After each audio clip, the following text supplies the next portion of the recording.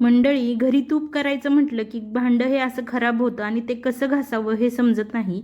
तर तेच आज तुम्हाला मी दाखवणार आहे. भांड्याच्या जेवढ्या भागामध्ये ही बर अशी साठून राहिलेली आहे तेवढा भाग पूर्णपणे बुडेल इतपत पाणी घालायचं आणि पाणी चांगले यामधलं उकळून घ्यायचं आहे. उकळताना यामध्ये काही घालण्याची गरज नाही. पाणी सगळीकडून फिरवून घ्यायचं म्हणजे साईडला लागलेलं तूप आहे ते पण निघून जातं. आणि आता ही जी बर आहे ती घासणीने डायरेक्ट न घासता चमच्याने अशी खरडून घ्यायची. अगदी व्यवस्थित खरडली जाते आणि खरडून घेतलेली बर आहे ती काढून टाकून द्यायची आणि उरलेलं जे पातेलं आहे ते आपण आता घासणीने घासून घेणार आहोत. त्यासाठी अशी तारेची घासणी वापरायची.